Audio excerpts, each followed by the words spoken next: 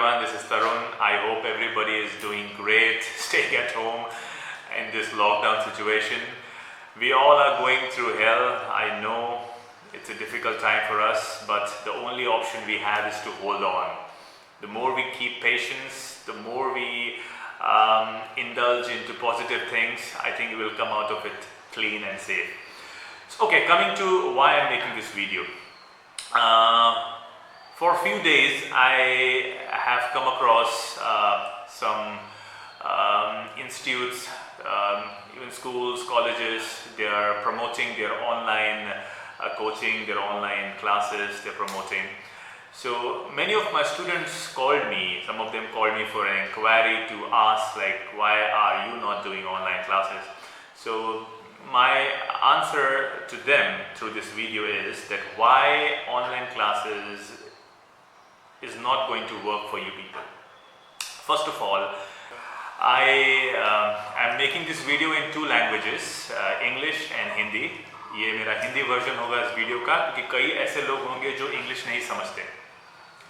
मेरा जो उद्देश्य है ये वीडियो बनाने का, मैं इसलिए बना रहा हूँ कि कई दिनों से मैं कुछ इंस्टीट्यूट्स को, कुछ कॉलेजेस को, कुछ यूनिवर्सिटीज़ को देख रहा हूँ कि वो अपनी ऑनलाइन क्लासेस की सर्विसेज को बहुत प्रमोट कर रहे हैं, बहुत ज़्यादा प्रमोट कर रहे हैं। तो कई सारे ऐसे लोगों ने मुझे कॉल किया कि कुछ मेरे अपने स्टूडेंट्स हैं और कुछ नए लोग हैं, तो वो मुझे ये पूछ रहे हैं कि सर क्या हमें ऑनलाइन क्लासेस के लिए जाना चाहिए। तो ये वीडियो मैं उन लोगों के लिए बना रहा हूँ क्योंकि बहुत सारे लोगों को मैं सिंगल आंसर देने से अच्छा कि मैं एक वीडियो बना के एक साथ आपको मैं इसका आंसर दे दूँ कि किन लोगों के लिए ऑनलाइन क्लासेस ठीक है और किन लोगों को ऑनलाइन क्लासेस नहीं चूज़ करना चाहिए।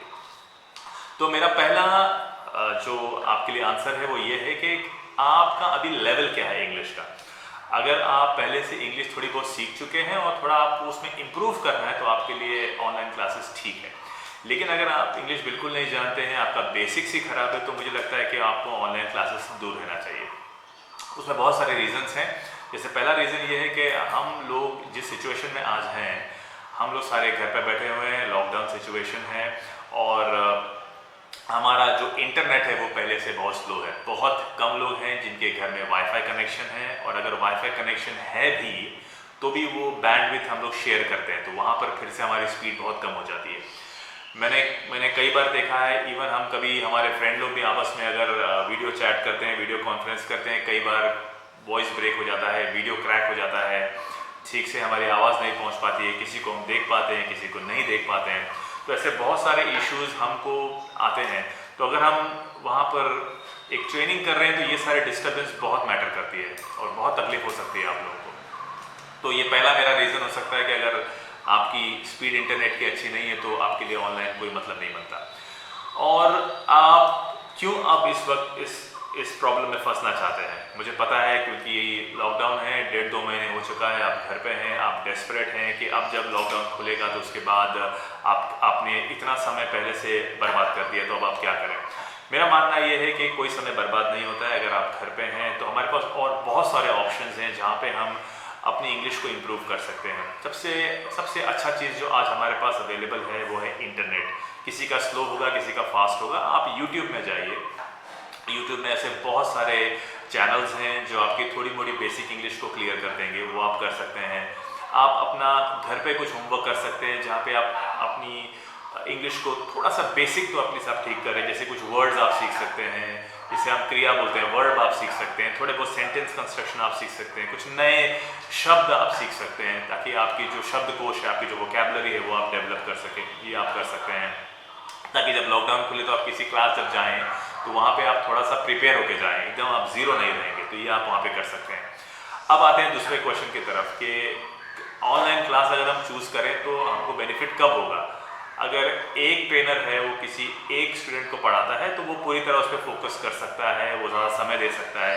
लेकिन वहीं पर अगर पूरा ग्रुप है आपका 10 लोगों का, 15 लोगों का, और आप ऑनलाइन क्लास कर रहे हैं तो आपके लिए कोई मतलब नहीं बनता, क्योंकि आप बिना मतलब का वहाँ पे रुके हुए हैं, आपका इंटरनेट आप वेस्ट कर रहे हैं, प्लस आपको वो नहीं मिलने वाला जो आप एक्चुअली चाहते हैं वहाँ पे।